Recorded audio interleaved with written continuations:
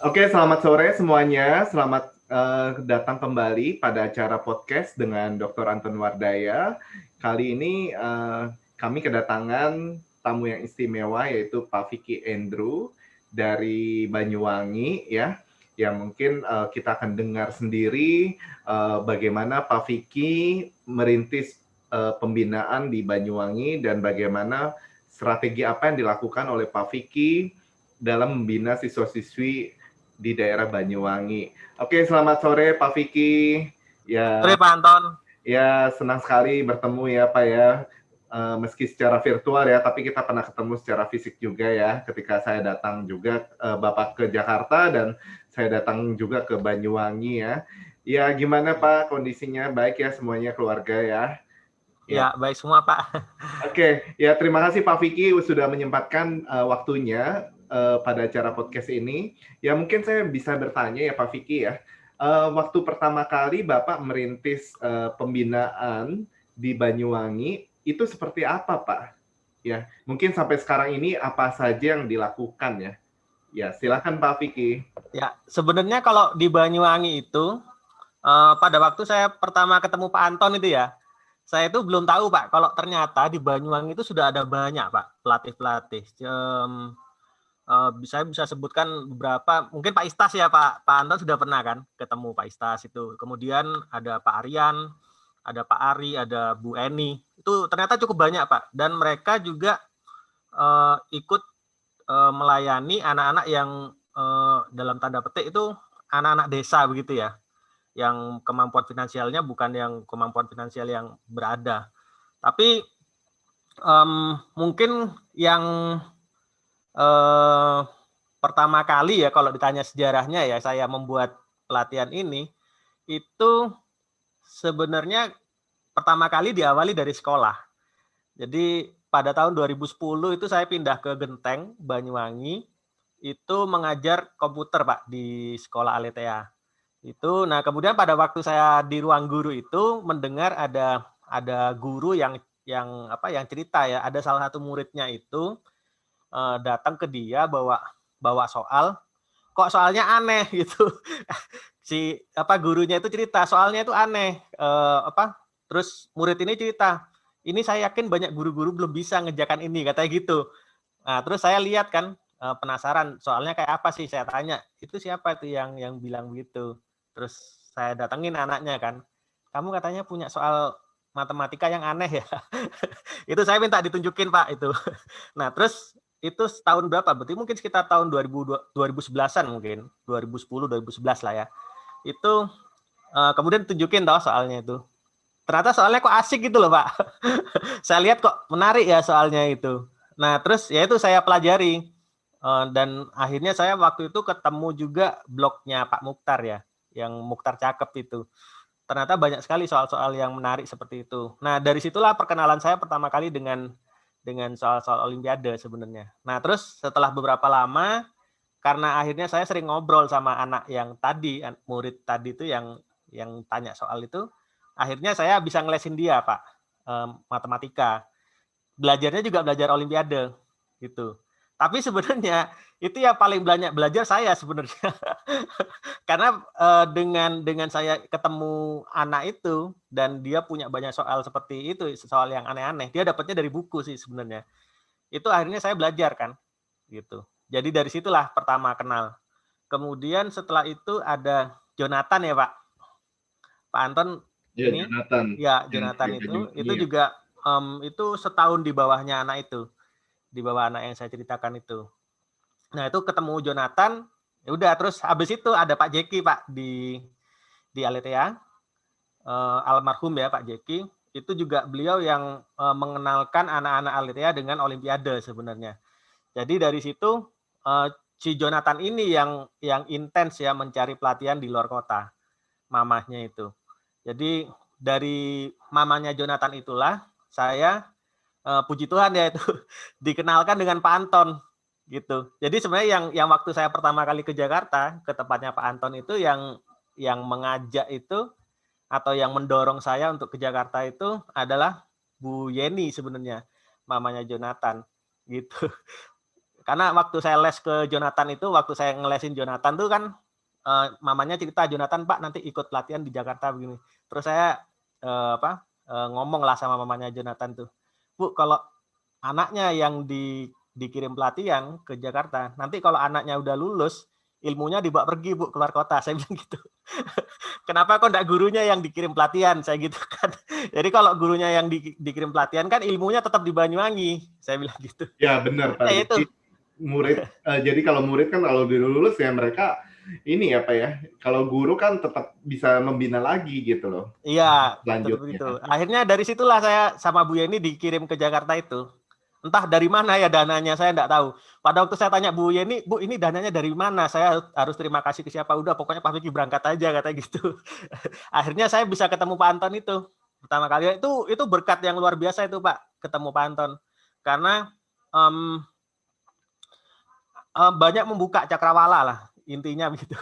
Bisa ketemu Pak Tobi gitu ya. Dari Pak Tobi itu saya dapat banyak sekali kata kunci dari kelasnya Pak Tobi Muktiono itu. Dari kelasnya Pak Anton juga, dari Pak Jeremy, itu saya juga banyak sekali dapat kata kunci yang akhirnya saya bawa pulang, saya pelajari sendiri dari Google gitu kan, di internet. Nah, dari situlah sebenarnya perkembangan paling banyak sih belajar olimpiadenya itu. Gitu, Pak. Ya, kalau saya ingat sekali ya, Pak Vicky luar biasa nih perjuangannya dalam membina ya. Sekarang tempat Bapak namanya apa, Pak? Tempatnya East Coast, Pak.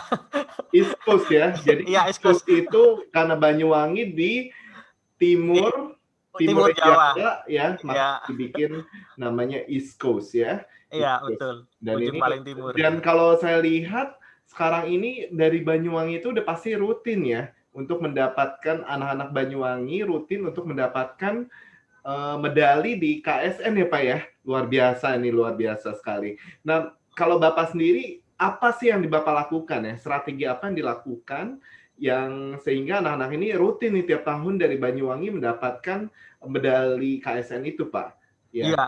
Jadi awalnya itu dulu kan saya masih privat itu, Pak ya. Masih mengajar privat itu. Nah, pada waktu privat itu saya merasakan banyak anak itu yang pengen gabung tapi saya tidak punya waktu. Karena kan kalau privat itu kan jam kita dengan satu anak itu kan makan waktu ya. Waktu itu pertama kali saya ngelesin di Banyuwangi itu privat bisa pulang sekolah sampai jam 10 kadang, 10 malam. Jadi ada anak olimpiade yang mau gabung itu saya tidak bisa menyediakan waktu. Nah, dari situ saya berpikir saya harus buka tempat. Harus buka tempat sehingga nanti murid yang datang. Sehingga kita bisa ngelayanin kelompok kan. Nah, itulah dari situ saya mencari tempat. Nah, itu juga luar biasa sekali juga berkat Tuhan. Pada waktu saya tanya-tanya tempat yang mau saya sewa gitu untuk membuat tempat pelatihan, itu saya ketemu dengan salah satu orang tua murid itu Pak, yang dia itu sudah anaknya itu saya lesin dari kelas 1. Waktu saya tanya itu anaknya kelas 4 atau kelas 5 gitu ya, saya lupa itu. 2018 ya. Kelas berapa itu? Lupa saya. Pokoknya saya ketemu beliau ketemu orang tua muridnya itu, saya tanya, Bu, ada kenalan yang punya tempat enggak untuk saya buka gitu kan, buka tempat les. Terus beliaunya cerita, loh Pak, saya ada tempat yang nggak dipakai, dia bilang gitu, di sebelah rumah gitu katanya. Oh ya udah, saya boleh tuh kalau mau lihat-lihat. Ternyata dari ngobrol-ngobrol itu, saya disediakan tempatnya itu gratis Pak. Jadi saya enggak bayar sewa, juga enggak bayar ini. Dan yang lebih saya buat bersyukur itu, yang membuat saya enggak percaya gitu ya, berkat Tuhan luar biasa, itu saya tidak hanya disediakan tempatnya, yaitu suatu bangunan ukuran 7x7, saya juga dibuatkan sekat-sekatnya. Gitu. Jadi dibuatkan sekat-sekatnya sehingga dari situ saya bisa buat 3 kelas, dan tidak hanya itu, saya juga dibangunkan toilet Pak di bagian depan itu. Banyak sekali tuh dibuat, maksudnya berkat Tuhan yang diberikan dari wali murid ini, Pak Heri namanya itu. Dan jadi dari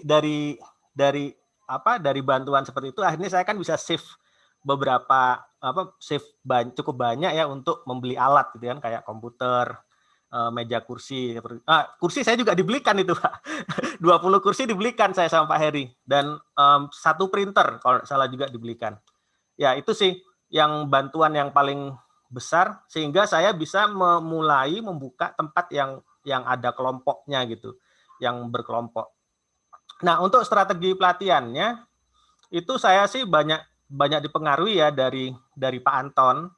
Itu dari Pak Anton sendiri sebenarnya. Dari Pak Anton, Pak Istas yang sudah berjalan di Banyuwangi, dari Bu Eni, itu saya sering ngobrol-ngobrol. Menurut saya kuncinya untuk SD ya, terutama karena pengalaman saya kan di SD. Itu menurut saya di ini ya motivasi anak-anak itu. Dimotivasinya. Jadi kalau anak-anak itu suka dengan matematika, mereka akan betah belajar sampai dari jam 8 pagi sampai 5 sore itu enggak kerasa mereka. Kayak pertama kali saya di Banyuwangi itu kalau ngobrol sama orang tua itu, saya cerita, Pak nanti saya mau buat pelatihan dari pagi sampai sore. Itu rata-rata mereka enggak percaya Pak. Wah apa bisa ya anaknya betah gitu kan. Karena kan belum pernah ada tuh di Banyuwangi selama ini. Akhirnya setelah mereka ikut 1 kali, 2 kali, dan saya terapkan ilmunya Pak Anton nih, bikin anak-anak suka itu kan dengan matematika, ternyata mereka betah Pak. Bahkan sampai pelatihannya beberapa hari seperti yang Pak Anton bikin itu. Ya sebenarnya strateginya paling banyak dipengaruhi dari ini sih, dari Pak Anton Wardaya ini saya. Sama Pak Istas itu. Pak Istas juga sering buat pelatihan yang jamnya panjang itu dan anak-anak suka di sana. Gitu. Ya yang penting ini Pak, anak-anak kan menyukai ya. Iya betul Pak. Yang penting mereka enjoy dengan kelas Kelasnya. tinggi gitu ya. Iya. Mereka kan kadang-kadang ini jam main saya gitu ya. Nah ada juga yang seperti itu. Tapi kalau anak-anak Olimpiade biasanya mereka menyukai, malah menikmati gitu ya. Malah menikmati, betul Pak. Itu kalau orang enggak kasihan Pak gitu kan. Saya bilang kalau tanya kasihan atau tidak jangan tanya saya, tanya anaknya, saya bilang gitu. Iya. Nah, waktu dalam pembinaan ini ada masalah apa sih Pak yang dihadapi, dan terus solusinya apa Pak? Mungkin ada pengalaman gitu ya, seperti apa? Untuk masalah pembinaan mungkin yang paling banyak itu di ini ya Pak, di mencari bibit ya. Makanya dari itu menurut saya sistem privat itu tidak cocok untuk melatih Olimpiade. Makanya dari situ kan saya berpikir gini harus kelompok, karena dengan kelompok kan saya bisa menjaring banyak anak dalam waktu sekaligus gitu kan. Kenapa nggak cocok Pak kalau privat? Iya, Kan, kalau menurut saya nggak cocok. Kurang cocok menurut Bapak? Iya, menurut saya nggak cocok. Karena kan kalau privat itu, misalkan jam saya punya waktu luang misalnya jam 1 siang sampai jam 10 malam gitu ya. Itu 9 jam, itu bisa diisi cuma beberapa anak kan. Misalkan 1 anak 2 jam, berarti paling banyak 4 anak 1 hari. Sedangkan dengan berkelompok itu saya dalam satu kali datang bisa ketemu dengan puluhan anak. Seperti itu. Dan dengan berkelompok juga, menurut saya anak-anak itu bisa saling belajar ya dengan temannya. Oh, si temanku ini kok dia cepat ngerti yang bagian ini ya. Itu gimana? Dia kan jadi ada motivasi gitu, Pak. Menurut saya sih dari kelompok itu. Jadi yang pertama kali kendala yang saya hadapi itu adalah mendapatkan calon yang ini ya, calon anak yang potensial lah untuk dilatih jadi Olimpian seperti itu. Oke, mungkin kalau pas pandemik seperti ini mungkin lebih gimana Pak menurut Pak Vicky sendiri? Iya. Untuk pandemik ini agak susah ya Pak, karena terus terang aja di East Coast itu kan muridnya mayoritas sebenarnya yang support finansial kita itu kan sebenarnya dari murid-murid yang bukan Olimpiade ya, kayak misalkan saya buka kelas 3 yang untuk pelajaran sekolah, kelas 4, kelas 5 sampai SMP gitu. Yang paling banyak muridnya kan di yang reguler itu, yang maksudnya yang pelajaran sekolah.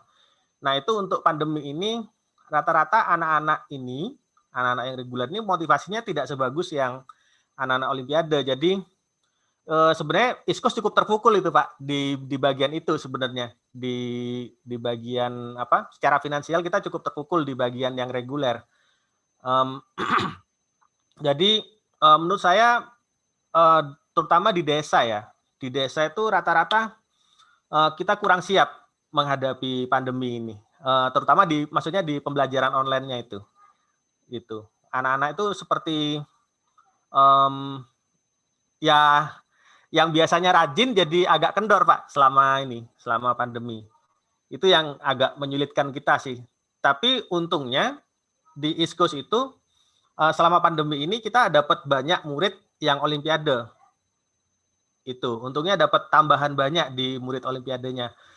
Dan itu sebarannya jadi makin luas. Kayak misalkan yang dari Banyuwangi kota itu makin bertambah muridnya. Terus yang ada juga yang dari luar kota seperti itu.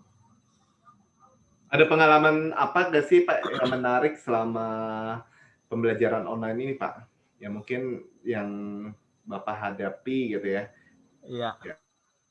Ya, yang menarik itu sih apa ya dari saya sendiri jadi belajar banyak Pak. Dulu nggak pernah menggabungkan beberapa alat ya untuk ngajar. Dulu cukup whiteboard sama spidol kan. Udah cukup ya kan. Kalau sekarang kita harus menggabungkan banyak alat seperti pakai Zoom, pakai Google Drive, pakai Google Classroom, kita gabung-gabungin. Kadang sesekali kalau mau main kan pakai aplikasi yang itu apa website apa itu namanya? Kahoot Kahoot sama Quizzes gitu kan. Jadi kita menggabung-gabungkan banyak alat untuk membuka ini pembelajaran, untuk memulai pembelajaran. Nah itu nanti sebenarnya bisa jadi ide sih buat kelas hibrid itu Pak. Jadi nanti ada murid yang datang di kelas, ada yang mereka mempelajarinya via online gitu. Jadi yang pengalaman menariknya sih jadi kita banyak belajar hal-hal baru sebagai guru. Kalau murid-murid sih ada berapa, saya malah menemukan ada anak yang justru malah dia makin enjoy Pak dengan online gitu. Tapi juga ada beberapa yang menurun ya, jadi kayak ogah-ogahan gitu belajarnya seperti itu.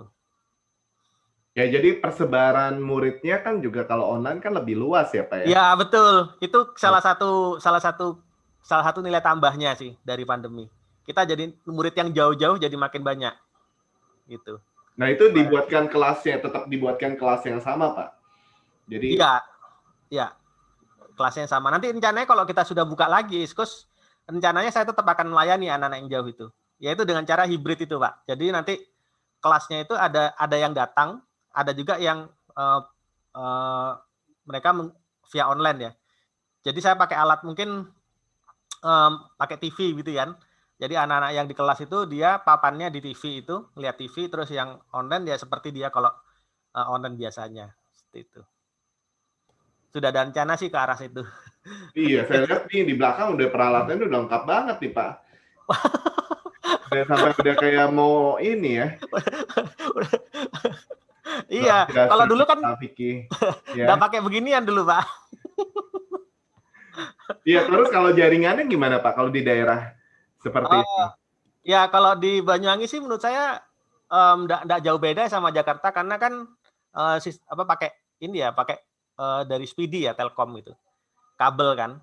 Jadi nggak terpengaruh cuaca sih kalau di sini, nggak terpengaruh kondisi geografis juga karena kan jaringannya jaringan kabel gitu. Iya, jadi ini apa ya? Jadi menambah anak-anak dari luar Banyuwangi pun juga bisa join ya dalam kelasnya ISKOS ya. Iya, menarik betul. sekali nih ya. Jadi para siswa-siswi, orang tua ya nanti bisa langsung hubungin Pak Vicky ya yang ingin join juga di kelasnya Pak Vicky nih ya. Oke, kalau itu rutin nggak sih Pak? Maksudnya seminggu berapa kali gitu loh? Dan mereka gimana cara belajarnya? Apakah maksudnya dikasih tugas juga atau misalnya ada tesnya juga atau gimana Pak? Ya kalau jamnya itu kita rutin Pak, seminggu 2 kali ya, rata-rata 2 jam. Jadi tapi 2 jam itu full kita membahas, full pembahasan. Jadi soal sudah saya bagikan di Google Classroom itu beberapa hari sebelum, misalkan kita mulai Zoom-nya hari Senin jam 1 gitu kan. Nanti soalnya sudah saya bagikan beberapa hari sebelumnya. Jadi anak-anak itu ngerjain dulu di rumah. Nah, baru nanti yang waktu Zoom-nya itu kita bahas seperti itu. Nah, cuman ini kan anak-anak sudah mulai bosan nih Pak dengan metode seperti itu. Saya akalin dengan sekarang saya tidak bagikan soal. Mulai beberapa pertemuan kemarin kita game terus. Jadi soalnya saya berikan dalam bentuk kuisis gitu. Nah, ini lumayan anak-anak senang ini. Pak, besok kuisis lagi gitu. Jadi ya memang sih harus membuat anak-anak senang sih kuncinya. Mesti bervariasi lah ya metode Iya, pembelajarannya Pak ya. betul Pak. Ya supaya anak-anak juga tertarik ya. Jadi mereka bisa ini ya, interaktif lah antara guru sama murid ya Pak ya. Iya, betul. Iya. Nah terus kalau misalnya itu dari ya pasti kalau saya lihat di Banyuwangi ini ya luar biasa ya dinas pendidikannya ya Pak ya. Iya, betul. Sekali ya. Sangat mendukung sih Pak dinas pendidikan. Walaupun saya sendiri tidak kontak langsung ya dengan person-personnya, tapi murid saya sesekali itu masih dipanggil ke pendopo gitu Pak. Untuk biasanya sih tanggal 17 Agustus itu kan ada award itu kan. Ada award untuk education award atau gimana gitu. Diundang ke pendopo itu mendapat penghargaan. Dan bersama murid-murid yang lain. Jadi di Banyuwangi itu murid-murid hebat tidak cuma murid saya Pak sebenarnya. Ada kalau yang IPA itu Pak Istas, ada Pak Slamet itu. Itu juga langganan juara sih. Jadi muridnya Pak Istas, Pak Slamet, Pak Jeki dulu almarhum, itu juga muridnya sering diundang ke pendopo untuk dapat penghargaan. Gitu. Semua anak yang berprestasi diberikan ya reward ya. Iya, ada awardnya. Dan mereka pemerintah daerah setempat. Iya, dari pemerintah daerah. Dan saya dengar juga itu sekolah itu kayak memberikan laporan gitu Pak pada dinas. Kalau ada prestasi terbaru, mereka kirimkan laporannya. Dan nanti dari laporan itu dipilih ya anak-anak yang beberapa anak untuk menerima penghargaan di pendopo. Itu Pak. Oke. Nah, kalau dari Bapak sendiri, menurut Bapak ya harapan apa sih yang istilahnya untuk dunia pendidikan dan Olimpiade Indonesia? Kalau harapan saya sih sebenarnya terutama untuk KSN ya. KSN itu saya kepinginnya kalau dari saya pribadi ya. Cuman saya tidak tahu sih alasan dari pemerintah pusat tuh kenapa sistemnya seperti yang sekarang. Cuman kalau dari saya sih seperti sekarang itu seperti apa Pak? Emangnya beda? Yang per kabupaten cuma diambil 3 besar seperti itu. Menurut saya itu sangat mengurangi kesempatan ya buat banyak anak yang sebenarnya potensial tapi tidak bisa ikut. Akhirnya anak-anak itu jadi akhirnya berlangganan olimpiade yang lain kan. Nah, kalau menurut saya sih seharusnya KSN itu dibuat seperti KMNR itu Pak. Pak Anton pernah ini ya. KMNR atau AMC. AMC itu kan siapa aja mau ikut boleh, tapi nanti diambil berapa persen kan untuk ke tahap selanjutnya. Nah, itu menurut saya bisa memperluas kesempatan anak-anak yang lain sih. Kalau cuma satu kabupaten 3 anak, masa sih satu kabupaten yang pinter cuma 3 anak? Kan pasti lebih. Gitu. Jadi kalau bisa sih KSN sistemnya dibuat bisa untuk memperluas itu jangkauannya. Jadi anak-anak semakin banyak anak yang bisa ikut. Gitu. Itu sih menurut saya. Ya, jadi kuotanya ya Pak ya? Iya, diperbanyak. Diperluas ya? Diperluas. Mungkin anak-anak itu kalau misalkan untuk KSN mereka harus membayar 50.000 gitu misalkan. Saya rasa tidak keberatan ya Pak. Karena kan kalau kita mau memperluas itu berarti kan harus menyediakan banyak sekali kan sumber dayanya kan, kayak misalkan untuk yang menjaga waktu lombanya itu kan pasti butuh peserta. Asalkan sistemnya lombanya itu dilaksanakan dengan fair kan gitu. Itu sih harapan saya. Jadi semakin memperluas jangkauannya untuk anak-anak bisa ikut. Nah, kalau dengan dunia pendidikan gimana, Pak? Dunia pendidikan kita yang masih kualitasnya mungkin masih rendah ya. Nah, menurut Pak Vicky gimana? Iya, itu sih kalau menurut saya sih kalau dunia yang pendidikan di Indonesia itu untuk meningkatkan seperti contohnya kalau skor PISA itu tentu kayaknya sih masih panjang ya itu untuk naikkan skor itu tidak bisa kita serta-merta dari peringkat bawah langsung ke peringkat atas. Karena itu kan berhubungan dengan budaya masyarakat juga kan. Budaya masyarakat terhadap sains gitu kan. Nah, rata-rata kan budaya kita kan sudah terbentuk sejak lama, Pak. Dengan adanya UN itu menurut saya cukup mengganggu sebenarnya di dunia pendidikan karena anak-anak itu jadi belajar untuk mengerjakan soal, untuk menyelesaikan soal, bukan untuk menyelesaikan masalah. Jadi, tapi menurut saya yang sudah dilakukan pemerintah sekarang dengan menghapus UN, itu menurut saya langkah yang sangat bagus. Karena dengan begitu, anak-anak terutama sekolah ya, sekolah itu tidak lagi apa ya, kayak istilahnya itu mencurang atau bukan mencurangi apa ya, kayak ngakalin supaya anak-anaknya itu pinter ngerjakan soal gitu.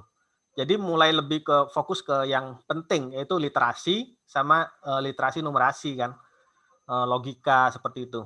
Kalau kalau anak-anak masih dibebanin sama UN, terutama anak SD sama SMP, menurut saya tidak perlu sih ada UN. Yang penting sekolahnya itu yang dinilai. Benar sih yang AKM ini saya setuju. Yang AKM yang sekarang dilakukan pemerintah itu sudah menurut saya sesuai dengan harapan saya sih sejak dulu. Kalau bisa UN nggak ada aja gitu. Karena Tapi kalau kan UN itu sebagai quality control, Pak. Maksudnya nah jadi standar pendidikan kita, rupanya ternyata sekolah-sekolah di Indonesia itu seperti ini loh. Nah, ya sekarang kalau quality control-nya nggak ada, berdasarkan quality control sekolah masing-masing gimana caranya, Pak? iya itu dia masalahnya Pak. Sebenarnya kalau quality control itu kan harusnya sekolahnya kan yang dinilai. Menurut saya begitu. Bukan hanya muridnya. Analogi saya begini, kalau misalkan sekolahnya jelek gitu kan, sistem pendidikannya jelek, kemudian kita memberikan kontrol outputnya itu di muridnya, itu sebenarnya sudah jelas, pasti outputnya jelek. Nah, cuman karena sekolahnya itu sistem apa ya, penilaian sekolahnya itu menurut saya kurang selama ini, kayak akreditasi itu kan masih akreditasi sekolah itu kan masih terlalu umum ya, tidak menurut saya kurang cukup untuk menilai kualitas pembelajaran. Nah, kalau kualitas pembelajarannya jelek, dipaksakan muridnya harus bagus, yang terjadi apa? Yang terjadi nanti menurut saya bimbel-bimbel tuh menjamur. Jadi kayak supaya anak-anaknya bagus, dikasih aja di bimbel. Akhirnya tidak mendorong sekolah untuk maju. Tapi dengan AKM ini yang diuji kan sekolahnya. Jadi yang dites itu beberapa murid ya. Kalau tidak salah, tidak semua murid. Jadi diambil sampel dari satu sekolah, kemudian itu diuji dari anak-anak itu. Nah, nanti dari situ di-skor. Oh, ternyata sekolah ini udah bagus menjalankan pembelajarannya gitu. Kalau tidak salah kan AKM gitu ujiannya. Yang dites itu diambil sampel kan dari sekolah. Jadi yang udah benar tuh yang dites tuh sekolahnya harusnya. Menurut saya begitu. Iya, ini kan seperti sistemnya PISA ya, PISA ya. Iya. Diambil Bisa. sampelnya dari beberapa sekolah dari sekolah, terus diambil beberapa anak kan, Pak? Ya. Iya. Kalau sekolahnya bagus sih menurut saya outputnya pasti bagus. Gitu. Ya, ini menurut Bapak gimana ya untuk peningkatan, maksudnya itu supaya standar setiap sekolah itu bisa sama, Pak? Kayak gitu. Kan ada beberapa sekolah yang makan SDM gurunya, ya maaf ya, mungkin masih perlu ditingkatkan lagi gitu loh. Iya. Iya, menurut saya sih pemerintah sekarang upayanya kayaknya ke arah guru ya. Juga sudah mulai bagus tuh, kayak kesejahteraan guru sudah mulai ditingkatkan sehingga nanti lulusan-lulusan anak-anak yang pinter-pinter itu kalau misalkan dia waktu SD cita-cita jadi guru, nanti setelah lulus SMA beneran pengen jadi guru itu dia. Nggak berubah karena wah jadi guru kok kayaknya ini ya, kayaknya ngelihat guruku kok hidupnya sengsara gitu kan. Jadi males kan mereka, karena bayangkan punya dengan bekerja di tempat lain saya lebih sejahtera gitu. Nah, tapi paling tidak dengan guru kalau bisa dilihat bahwa kesejahteraan guru bagus, paling tidak anak-anak itu tidak mundur dari cita-citanya sebagai guru. Itu sih menurut saya memperbanyak kualitas di sarjana pendidikannya itu, terutama di inputnya, supaya dengan kualitas guru yang bagus, tentu nanti kualitas pendidikan juga pasti makin baik gitu. Dan menurut saya sih arahnya sudah bagus nih, kayak ada sertifikasinya, jadi guru swasta yang biasanya kan kalau sekolah-sekolah yang terang gurunya yang sedikit kurang itu kan di sekolah swasta kan, tapi pemerintah sudah membuat program adanya sertifikasi gitu. Jadi, tapi yang sertifikasi ini kan harus dites ya gurunya gitu. Nah, dari situ cukup banyak membantu sih kalau menurut saya. Cuman kan tidak bisa nanti dalam waktu setahun 2 tahun kan tiba-tiba kualitas guru semuanya bagus gitu. Nah, tapi dengan program seperti ini menurut saya sih saya yakin nanti ke depannya pendidikan Indonesia makin bagus nih. Saya yakin seperti itu. Terus menurut Bapak, bagaimana kita bisa meningkatkan ini ya? Kan banyak sekali ya anak-anak Indonesia yang berpotensi ya, maksudnya tidak kalah lah dengan negara-negara lain. Iya, betul. Ya. Jadi ya misalnya Jonathan kan dari Banyuwangi gitu ya, dan akhirnya bisa tembus ke International Mathematics Olympiad nih, ya. Iya. Nah ini kan pemerataannya itu gimana tuh Pak? Jadi supaya setiap daerah-daerah itu bisa berkembang ya, bukan cuma di Jawa aja gitu ya, tapi mungkin dari seluruh Indonesia seperti itu. Iya, kok itu kalau untuk menghasilkan anak-anak Olimpiade menurut saya memang harus di luar sekolah ya Pak. Nggak bisa sih, kurang sih kalau cuma dari sekolah aja pasti kurang. Jadi memang pasti membutuhkan bantuan lembaga yang di luar sekolah. Itu salah satunya juga diakui sama beberapa sekolah yang ada di Banyuwangi, sehingga mereka juga bekerja sama dengan ISKUS itu untuk melakukan pelatihan. Dan saya pikir sih itu juga ada benernya memang. Kayak guru kalau masih dibebanin dengan mengajar di kelas dan dibebanin dengan melatih Olimpiade, itu pasti bebannya berat kan. Sedangkan Olimpiade itu kan hanya melayani segelintir anak, tidak mungkin ngelayanin banyak anak. Sedangkan guru itu juga fokusnya kan harus mengangkat anak-anak yang kurang mampu kan secara akademis. Memang sih menurut saya pemerintah harus memberi dukungan pada untuk kalau kita bicara Olimpiade ya, memberi dukungan pada dunia Olimpiade itu dengan cara memperluas kesempatan anak-anak bisa ikut KSN. Itu sih menurut saya. Jadi KSN jangan dibatasin per kabupaten cuma 3. Itu rugi banget sih. Yang rugi pemerintah sebenarnya itu. Satu yang anak-anak juga dirugi anak-anak yang potensial itu jadi cuma karena kurang beruntung saja gitu kan. Karena kurang beruntung kadang-kadang di seleksi kabupaten itu yang juara 4, juara 5 itu skornya tipis loh Pak sama yang juara 3. Itu kan apa ya? Satu sisi anaknya kasihan gitu kan. Tapi sebenarnya pemerintah juga rugi. Karena kan bisa jadi anak yang juara 4, juara 5 itu setelah dia ikut di tingkat selanjutnya, dia belajarnya lebih giat, akhirnya malah di tingkat nasionalnya atau di tingkat internasionalnya, dia mengalahkan yang juara 1, juara 2 di kabupaten. Itu kan bisa jadi ada kemungkinan seperti itu. Makanya menurut saya kalau dukungan pemerintah pada Olimpiade itu bisa dilakukan dengan cara itu. Memberi kesempatan semakin banyak anak bisa ikut sampai tingkat nasional. Gitu. Jangan dibatasi cuma 3 per kabupaten. Tapi kan ini akan menyangkut ke biaya, Pak. Iya, itu sebagiannya dibebankan kepada peserta, menurut saya tidak masalah itu, Pak. Iya, tadi kalau Bapak bilang satu orang peserta 50.000 gitu ya. Misal ya. Tapi kan ada anak yang mungkin ya saya nggak tahu ya, kan nggak semua daerah sama ya dengan di Jawa ya. Dan iya, betul. Dia berpikir ya ini kan 50.000 uang kembali gitu loh. Nah itu gimana ya? Jadi iya ya itu sih kendalanya kalau ada beberapa daerah mungkin 50.000 berat ya. Itu. Jadi ada beberapa daerah yang memang mungkin merasa 50.000 itu ya ada berat juga gitu loh. Ya, tapi jadinya kalau semuanya ikut, ya itu nggak tahu ya. Ini kembali lagi ke masing-masing daerah sih ya. Ya, oke. Nah terus kalau misalnya itu mungkin sebagai ini Pak, ada yang mau disampaikan lagi dari Pak Vicky ya, closing statement, jadi apa yang diharapkan gitu ya untuk anak-anak muda sekarang ini supaya mereka menjadi lebih maju lagi, lebih semangat, lebih istilahnya lebih apa ya, soalnya ini mereka adalah generasi penerus ya, penerus bangsa, jadi mereka beban harapan semuanya itu kita letakkan di pundak mereka, Pak. Ya mungkin silakan dari Pak Vicky.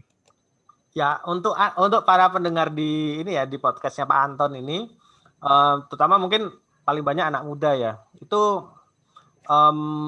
generasi kalian itu sangat berbeda dengan generasi saya. Itu tantangannya juga tentu berbeda kan. Cuman kalau orang dewasa itu kan kita bisa lihat ya bahwa tantangan kalian tuh yang ke depan tuh makin berat. Maksudnya dalam hal persaingan dengan dunia luar, maksudnya dengan dunia internasional itu. Nah, karena kan kita ada di dunia zamannya informasi ini kan, semuanya serba cepat, informasi serba cepat. Nah, sayang sekali kalau di zaman ini waktu kalian dihabiskan untuk misalkan bermain game saja gitu. Memang sih ada profesi kayak gamer-gamer yang bisa dapat penghasilan dari situ ya, ada profesi yang e-sport di situ. Tapi tetap aja kita harus buat rencana cadangan kan. Ya, jadi jangan semua waktu kita diinvestkan di game saja gitu. Jadi sebenarnya di dunia informasi ini berarti ada tantangan, ada kesempatan. Tantangannya adalah kalian mengatur waktu, kalian bisa membuang-buang waktu dengan mudah, tapi di saat yang lain kalian juga bisa memanfaatkan waktu juga dengan sangat baik, karena ada banyak sekali pelatihan-pelatihan gratis yang bisa kalian dapatkan di internet, seperti itu. Jadi sih harapan saya sih untuk para generasi muda itu, kalau misalkan kalian suka game, jangan habiskan seluruh waktu di game, gitu. Tetap harus punya rencana cadangan. Kan tidak mesti jadi YouTuber game itu pasti sukses. Ada banyak sekali orang mencoba dan gagal. Makanya tetap harus juga kalian bijak mengatur waktu. Jangan seluruh waktunya dihabiskan di game. Gitu. Itu sih Pak harapan saya. Oke, thank you sekali ya Pak Vicky buat acara podcastnya ya. Yang luar biasa nih, banyak sekali ya para pemirsa kita bisa mendengarkan Pak Vicky ya dalam membuat sistem pembinaan di Banyuwangi yang bernama East Coast ya. Jadi nanti